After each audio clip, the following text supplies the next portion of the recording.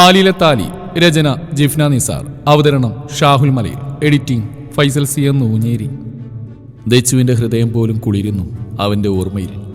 മുറ്റത്തേക്ക് ഇരച്ചു കയറി വന്നവൻ്റെ ബൈക്ക് കാണുമ്പോൾ അവൾക്ക് ശ്വാസം നേരെ വീണിരുന്നു. ആർത്തിയോടെ കണ്ണുകൾ അവൻ ഇറങ്ങുന്ന കാണാൻ കൂർത്തു. മുടി കോതിയൊതുക്കി ഇറങ്ങിയ അവൻ്റെ നേരെ അവൾ നോക്കി. പക്ഷേ ആ പുറകിൽ നിന്നിറങ്ങിയ ഇഷാനി താഴെയിറങ്ങി ഓടാനാഞ്ഞ അവളുടെ കാലുകൾ പിടിച്ചു കെട്ടിയതുപോലെ. ഒന്നുമില്ലെന്നറിയാം, എന്നിട്ടും ഹൃദയം നീറുന്നു അവൾക്ക്. അവനൊപ്പം മറ്റാരി ചേരുമ്പോഴും എൻ്റേതാണെന്നുള്ള കുഞ്ഞ് കുറുമ്പ്.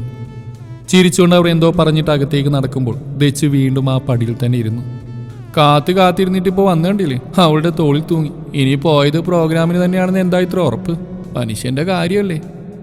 ആത്മഗതം പോലെ അരികിൽ നിന്നിട്ട് വേണി അത് പറഞ്ഞപ്പോഴാണ് ദച്ചു തിരിഞ്ഞു നോക്കിയത്. അവളുടെ മുഖം നിറഞ്ഞ സഹതാപം.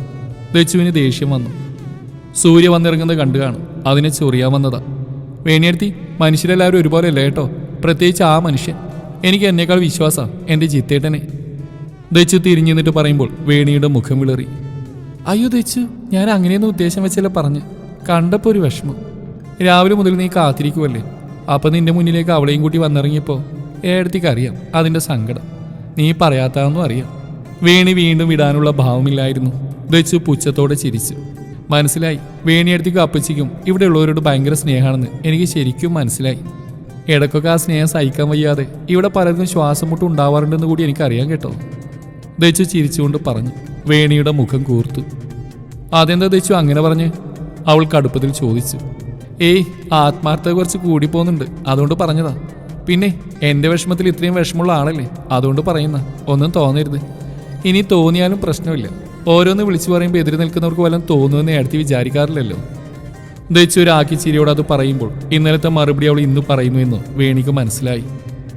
ആ വന്നിറങ്ങിയവരുണ്ടല്ലോ എൻ്റെ പ്രാണനാ, എൻ്റെ ഒരുപാട് കാലത്തെ പ്രാർത്ഥനയുടെ ഉത്തര, എൻ്റെ ഉറക്കം പോലും കെടുത്തിയ കാത്തിരിപ്പ. അവൻ്റെ കൂടെയുള്ളത് അവൻ്റെ പ്രിയപ്പെട്ട കൂട്ടുകാരിയും. ഞങ്ങളുടെ സ്ഥാനം ആ മനസ്സിൽ ഏത് രീതിയിലാണ് തിരിച്ചറിയാൻ കഴിയുന്ന ഭാര്യയാണ് ഞാൻ. എന്നെ അറിയാവുന്ന ഭർത്താവാണ് അവന്. അപ്പം ഏടത്തി മാതിരി ഒളിഞ്ഞോട്ടം കൊണ്ട് കൂടുതൽ സ്നേഹിക്കാൻ വരില്ലേ കേട്ടോ. കൂളായി അവളത് പറയുമ്പോൾ വേണി വിളറി വെളുത്തുപോയിരുന്നു. അതല്ല ദച്ചു. വേണി വീണ്ടും എന്തോ പറയാൻ വന്നു. ദച്ചു കൈ ഉയർത്തി തടഞ്ഞു. ഇന്നലെ ചാവിച്ചു തുപ്പിയ വാക്കുകൾ അതേപടി എൻ്റെ മനസ്സിലുണ്ട് എടുത്തി. അപ്പം അതിന് ഉത്തരം പറയാനായില്ല എന്ന് കരുതി എന്നെ അങ്ങ് ചൊറിഞ്ഞു പൊട്ടിക്കാൻ വല്ല പ്ലാനും ഉണ്ടെങ്കിൽ അതങ്ങ് മാറ്റി വെച്ചേക്കണേ. നിങ്ങൾ അമ്മയും മോളും പഠിച്ചിറങ്ങി ഉടായ്പിൻ്റെ സ്കൂളിൽ ഞാനും പോയിട്ടുണ്ട്, അത് മറക്കരുത്. വീണ്ടും ദച്ചു പറയുമ്പോൾ കൈകൾ കൂട്ടിത്തിരുമ്മി പിന്നൊന്നും പറയാനില്ലാത്ത പോലെ വേണി തിരികെ നടക്കാനാഞ്ഞു. നിൽക്കെടുത്തി, ഒന്നുകൂടെ പറയാനുണ്ട്. ദച്ചു വീണ്ടും വിളിക്കുമ്പോൾ വേണി കൂർത്ത കണ്ണുകളോട് തിരിഞ്ഞു നോക്കി. ഏടത്തിക്ക് ദേവേട്ടൻ്റെ കാര്യത്തിൽ ഭയങ്കര വിശ്വാസമാണെന്ന് എനിക്ക് മനസ്സിലായി. എന്ന് കരുതി ലോകത്തിലെ മുഴുവൻ ആളുകളും നിങ്ങളെപ്പോലെ പരട്ട സ്വഭാവമെന്ന് വിചാരിച്ചു അല്ലേ? സോറി, ആള് മാറിപ്പോയി. നെഞ്ചിൽ കൈകെട്ടി നിന്നിട്ട് ദച്ചു അത് പറയുമ്പോൾ പിന്നെ അവർക്കൊന്നും പറയാൻ അവസരമൊരുക്കില്ലെന്ന പോലെ വേണി പെട്ടെന്ന് ഓടിപ്പോയി. നീരിക്കടി, ഞാൻ വരുന്നു. സൂര്യ ഇഷാനിയെ ഹാളിലെ ടേബിൾ പിടിച്ചിരുത്തി. കഴുകി, ഞാൻ ഫ്രഷ് ആയിട്ട് വരാം. ഉമ്മ പാത്രത്തിൽ ഭക്ഷണം വിളമ്പുന്നതിനിടെ അവൻ പറഞ്ഞിട്ട് മുകളിലേക്ക് ഓടിക്കയറി. ചുമ്മാതാ മോളെ, അവളെ തെരഞ്ഞു ഓടുക ചെക്കൻ. അവൾ രാവിലെ മുതൽ അവനെയും കാത്തിരിക്കുക. എന്നും ഇങ്ങനെ കണ്ടാൽ മതിയായിരുന്നു രണ്ടിനെ. ഇഷാനിയോട് സ്വകാര്യം പോലെ ഉമ്മ പറയുമ്പോൾ അവൾ ചിരിച്ചുകൊണ്ട് അവൻ പോയ വഴിയെ നോക്കി. വേണിയുടെ മുമ്പിൽ നിന്ന് പോന്നിട്ട് സ്റ്റെപ്പ് ഇറങ്ങാൻ തെച്ച് തുടങ്ങും മുന്നേ അവൻ ഓടിക്കയറി വന്നിരുന്നു. അവളെ കണ്ടപ്പോൾ ഓട്ടം നിർത്തി ചിരിച്ചുകൊണ്ട് നടന്നു വന്നു. ദച്ചു കണ്ടിട്ടും മതിയാവാതെ കണ്ണി ചിമ്മാൻ കൂടി മറന്ന് അവനിൽ ലയിച്ചു പോയിരുന്നു. കാത്തിരുന്ന് മടുത്തോ? ട്രാഫിക് പറഞ്ഞെടുത്ത് എത്താൻ പറ്റിയില്ല. തല ഓടിക്കൊണ്ട് ക്ഷമാപണം പോലെ സൂര്യ അത് പറയുമ്പോൾ ദച്ചു ചിരിച്ചുകൊണ്ട് അവനെ നോക്കി. സോറി. കണ്ണി ചിമ്മിക്കൊണ്ട് വീണ്ടും അവൻ പറഞ്ഞു. വാ. അവളെ തോളിൽ ചേർത്ത് പിടിച്ചുകൊണ്ട് അവൻ മുറിയിലേക്ക് നടന്നു. ദച്ചു പതിയെ ഒന്ന് തിരിഞ്ഞു നോക്കി. കൂർത്ത മുഖത്തോടെ വേണി അവിടെ ഉണ്ടാവുമെന്ന് അവളുടെ ഊഹം ശരിയായിരുന്നു. അവളുടെ ചുണ്ടിലെ ചിരി വേണി ഒന്നുകൂടെ വിളറി പിടിപ്പിച്ചിരുന്നു. ഈശ വന്നിട്ടുണ്ട് താഴെ. റൂമിൽ കയറിക്കൊണ്ട് സൂര്യ പറഞ്ഞു. അവൻ കൈയെടുത്ത് മാറ്റി അവളുടെ തോളിൽ നിന്നു. ദച്ചു അവൻ്റെ കയ്യിൽ നിന്നും ബാഗ് വാങ്ങി. ഞാൻ കണ്ടിരുന്നു. ചിരിച്ചുകൊണ്ട് അവൾ മറുപടി പറഞ്ഞു. ആഹാ, എന്തിനാ താഴോട്ട് വരാത്ത? സൂര്യ ഷർട്ടിൻ്റെ ബട്ടൺ അഴിച്ചുകൊണ്ട് ചോദിച്ചു. ദച്ചു ഒന്നും മിണ്ടിയില്ല. ദച്ചു പറ, ഇഷ അവളുള്ളതുകൊണ്ടാണോ? ദച്ചുവിൻ്റെ മറുപടി കാണാഞ്ഞ് സൂര്യ അവിടെ അരികിൽ പോയി നിന്നു. അല്ല, എന്നെ തിരഞ്ഞ് ഓടി വരെ നോക്കാൻ ഇവിടെ തന്നെ നിന്നതാ. ദച്ചു പറയുമ്പോൾ ചിരിച്ചുകൊണ്ട് സൂര്യ തലയിൽ കൈവച്ചു പോയി. അവനോട് അങ്ങനെ പറയാനാണ് ദച്ചുവിന് തോന്നിയത്. കൊള്ളാം, നല്ല ബെസ്റ്റ് ഐഡിയ. എന്നിട്ട് മനസ്സിലായോ? എവിടെ പോയാലും സൂര്യ നിന്നെ തെരഞ്ഞെത്തുമെന്ന്? അവൻ ഷർട്ടൂരി ബെഡിലേക്കിട്ടുണ്ട് അവളോട് ചോദിച്ചു. ദച്ചു ചിരിച്ചുകൊണ്ട് അവനെ നോക്കി. താഴെ ചെല്ല്, അവളെ അമ്മ കഴിക്കാൻ പിടിച്ചിരുത്തി. ഞാനൊന്ന് ഫ്രഷ് ആയിട്ട് വരാം. ടവൽ കയ്യിലെടുത്തുകൊണ്ട് പറഞ്ഞിട്ട് അവൻ കുളിക്കാൻ കയറി. ദച്ചു അവൻ ഊരിയിട്ട ഷർട്ട് ബെഡിൽ നിന്നെടുത്ത് മുഖത്ത് ചേർത്ത് വെച്ചു. അവൻ്റെ ഗന്ധം. അവൾ കുറച്ചു നേരം കണ്ണടച്ച് അതങ്ങനെ ചേർത്ത് പിടിച്ച് നിന്നു. പിന്നെ പുറത്തേക്ക് നടന്നു. അവൻ്റെ ഗന്ധം നിറഞ്ഞ ഷർട്ട് നെഞ്ചിൽ ചേർത്ത് പിടിച്ച് ആസ്വദിച്ചുകൊണ്ട് അവൾ സ്റ്റെപ്പ് ഇറങ്ങാൻ തുടങ്ങും മുന്നേ ഇഷാനി മുകളിൽ കയറി വന്നിരുന്നു. തൻ്റെ പ്രവൃത്തി അവൾ കണ്ടു എന്നതിന് തെളിവായി ഇഷാനിയുടെ ചുണ്ടിലൊരു കള്ളച്ചിരിയുണ്ട്. അതേ ചിരിയോടെ ദച്ചുവിനെ നോക്കി അവൾ തലയാട്ടി. ദച്ചു കള്ളത്തരം പിടിക്കപ്പെട്ട കുട്ടിയെപ്പോലെ പെട്ടെന്ന് മുഖം കുനിച്ചു. ഷർട്ട് പിറകിലേക്ക് പിടിച്ചു. നിന്ന് ചമ്മണ്ടേനി, ഞാനെല്ലാം കണ്ടു. എനിക്കറിയാം സൂര്യ അലിഞ്ഞു ചേർന്നതേ നിന്റെ ആത്മാവിലാണെന്ന്. ഇഷാനി അവളുടെ മൂക്കിൽ പിടിച്ച് പറയുമ്പോൾ ദച്ചു ചിരിച്ചുകൊണ്ട് അവളെ നോക്കി. അവൻ ഫ്രഷായി കഴിഞ്ഞില്ല ഇനി? ഇഷ അവളോട് ചോദിച്ചു. ഇല്ലേച്ചി, ഇപ്പൊ കയറിയിട്ടേ ഉള്ളൂ. ദച്ചു മറുപടി പറഞ്ഞു. നീ വാ, അവൻ വരും വരെയും നമുക്ക് അവിടെ പോയിരിക്കാം. ബാൽക്കണിയിലേക്ക് ചൂണ്ടി ഇഷ പറയുമ്പോൾ ദച്ചു തലയാട്ടിക്കൊണ്ട് അവിടെ ഒപ്പം നടന്നു. ഇവിടെ ഒരാൾ ശ്വാസം പോലും ഇടാതെ കാത്തിരിക്കുമ്പോൾ അവിടെ ഒരാൾ ഇന്ന് താളം പോലും പിഴച്ചു കളിച്ചെന്ന് ദാസു പറഞ്ഞു.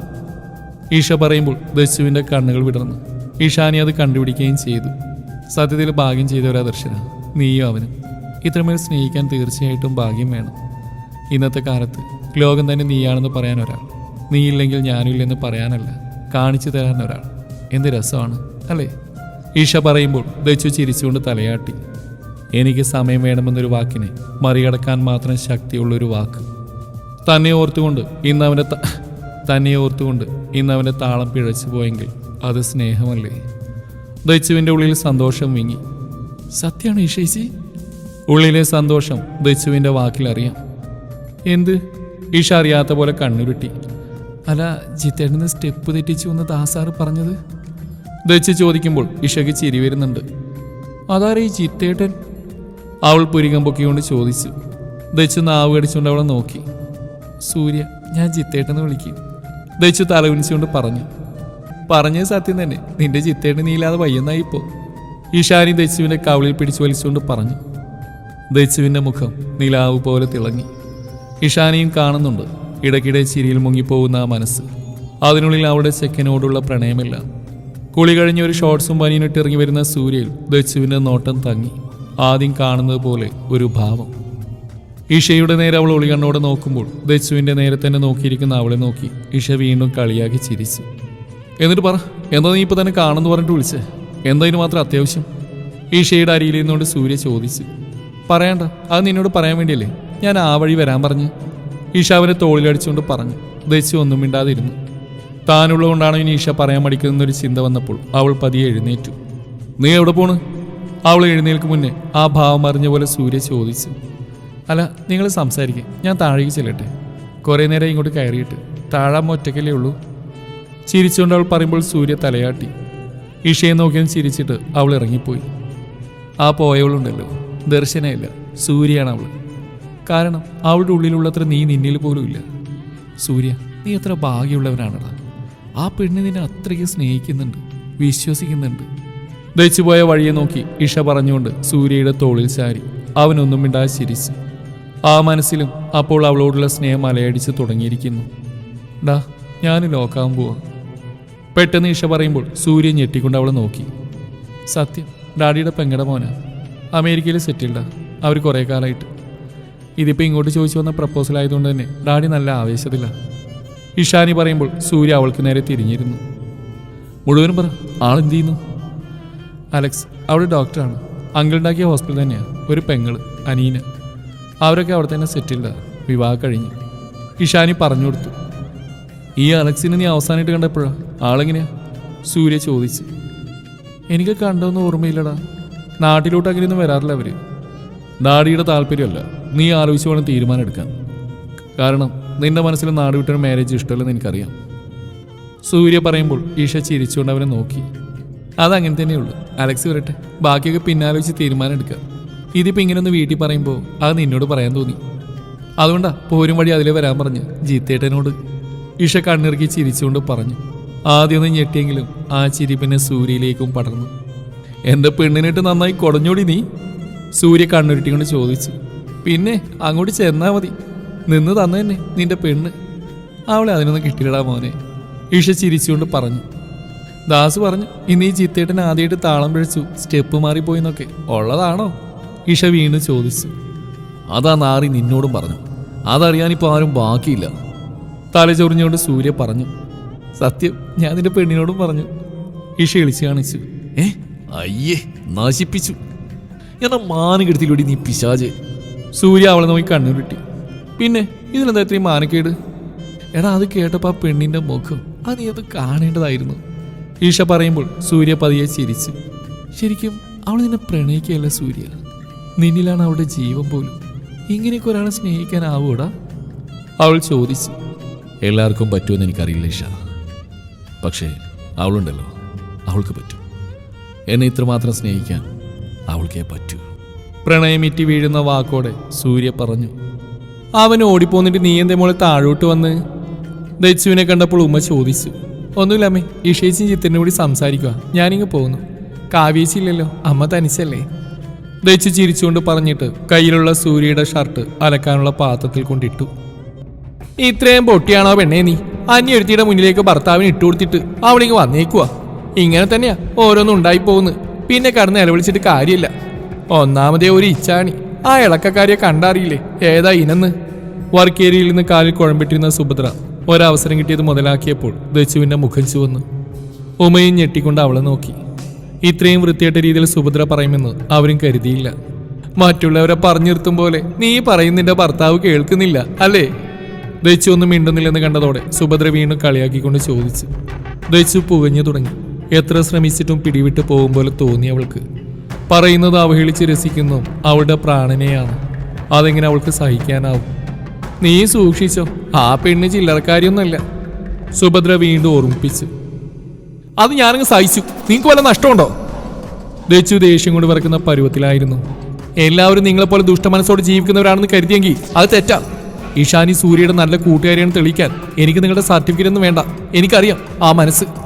2 വർഷത്തോളം എൻ്റെ പ്രാണൻ പോലെ ഞാൻ സ്നേഹിച്ചവനെ അറിയാൻ കഴിയില്ലെന്ന് പറഞ്ഞാ പിന്നെ എൻ്റെ സ്നേഹത്തിന് എന്താ വില? ദച്ചു കിതച്ചുകൊണ്ട് ചോദിച്ചു.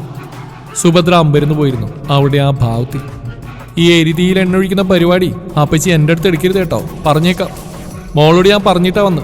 എന്താ മറ്റുള്ളവരെ നന്നാക്ക അമ്മയുടെ മോളുടെ ഉത്സാഹം? അന്നേരത്ത് സ്വന്തം സ്വഭാവത്തിലുള്ള പോരായ്മകൾ കാണുന്നില്ല അല്ലേ?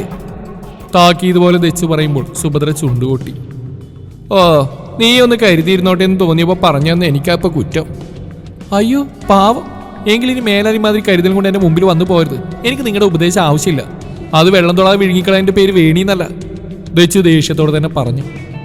നിങ്ങൾക്ക് അമ്മക്ക് മോൾക്ക് ഈ നാണെന്ന് പറയുന്ന സാധനം ദൈവം തന്നിട്ടില്ലേ നാത്തൂനെ? ഇങ്ങനെയുണ്ട് ഒരു കുശുമ്പ്. കുത്തിത്തിരിച്ച് സ്വന്തം മോളുടെ ജീവിതം കുട്ടിച്ചോറാക്കി. എന്നിട്ട് തീർന്നില്ലേ ഇതൊന്നും? ഉമ നല്ല ദേഷ്യത്തിൽ തന്നെ ആയിരുന്നു. ദച്ചുവിനോട് അങ്ങനെ പറഞ്ഞ് തീരെ രസിച്ചിട്ടില്ല ആൾക്ക്. എൻ്റെ മോളുടെ ജീവിതം നിന്റെ മകൻകാരനാണ് എടുത്തി നശിച്ച്, ഞാനല്ല കാരണം. അതേ ദേഷ്യത്തിൽ സുഭദ്ര പറഞ്ഞു. അതല്ലെങ്കിൽ അങ്ങനെയല്ലേ വരൂ. അതവിടെ നിൽക്കട്ടെ, എൻ്റെ മോൻ്റെ വിധി. ഞാനത്രേ കരുതുന്നുള്ളൂ. ഉമ പരിഹാസത്തോടെ പറഞ്ഞു. വഴക്ക് പിന്നെ അവർ ഏറ്റെടുത്ത പോലെ ആയിരുന്നു. പക്ഷെ എന്തിന്റെ അടിസ്ഥാനത്തിലാണ് സൂര്യക്കൊപ്പം ഇഷാനിമോൾ ചേർത്ത് പറയുന്നത്? അവരുടെ സൗഹൃദം ഇവിടെ എല്ലാവർക്കും അറിയാം. അവളിവിടെ വരുന്നത് ആദ്യമൊന്നല്ലല്ലോ. നാത്തൂരിട്ട് നല്ലോണം കൊട്ടുന്നതുകൊണ്ട് തന്നെ അവളെ നിങ്ങൾക്ക് അമ്മക്കും മോൾക്കും ഇഷ്ടമല്ല, അതെനിക്കറിയാം. എന്നിരുന്നാലും ഇത് സൂര്യയുടെ ഭാര്യ, ഒരാഴ്ച പോലും ആയിട്ടുള്ള കല്യാണം കഴിഞ്ഞിട്ട്. അതിനോട് ഇങ്ങനെയൊക്കെ പറയാൻ പാടില്ലെന്ന് മനസ്സിലാക്കാൻ പറ്റുന്ന ബുദ്ധി പോലും നിനക്കില്ലാതെ പോയല്ലോ. ഉമ്മ പുച്ഛത്തോടെ പറഞ്ഞു. എന്റെ ബുദ്ധിയില്ലായ്മ കൊണ്ടല്ല, നിങ്ങളുടെക്ക് എന്ത് വന്നാലും വേണ്ടില്ലെന്നുള്ള ഭാവം കൊണ്ടാ പലതും ഇവിടെ നടക്കാൻ പോകുന്നത്. ഒരു വഴക്കിന് ഒരുമ്പെട്ടുകൊണ്ട് തന്നെ സുഭദ്ര വിടാൻ പാമില്ലാത്ത പോലെ പറഞ്ഞു. ഇവിടെ എന്ത് നടന്നെന്ന നാത്തൂനി പറയുന്നത്? ഇഷാനി മോളെ കെട്ടണമെങ്കിൽ സൂര്യക്ക് അത് മുന്നേ ആവായിരുന്നു. ഇവിടെ എല്ലാവർക്കും അവൾ വലിയ ഇഷ്ടമാണ്. അതുകൊണ്ട് തന്നെ ഇവിടെ ആരും തടസ്സവും നിൽക്കില്ല. പക്ഷെ അവരുടെ സൗഹൃദം മനസ്സിലാക്കുന്ന ആരും അങ്ങനെ ചിന്തിക്കില്ല. ഉമ്മ പറയുമ്പോൾ ദച്ചുവിന്റെ ഹൃദയം വീണ്ടും വേദനിച്ചു. അവനൊപ്പം വേറൊരു പേര് ചേർത്ത് പറയുന്ന പോലെ സങ്കടമാണ്. അതിനാ ചെക്കന് നിങ്ങൾ സമയം കൊടുത്തോ? ഇവിടെ ഒറ്റയ്ക്ക് ദിവ്യ പ്രേമം. അവനെ അല്ലാതെ വേറെ ആരും വേണ്ട പോലും അവൾക്ക്. അവിടെ പൂത്ത കാശുണ്ടപ്പോ ആ ചെക്കന്റെ സമ്മതം പോലും നിങ്ങൾക്ക് പിന്നെ വേണ്ടായിരുന്നു. എന്താ ശരിയല്ലേ? സുഭദ്ര വിളിച്ചു പറയുമ്പോൾ ദച്ചു തളർന്നു പോയിരുന്നു.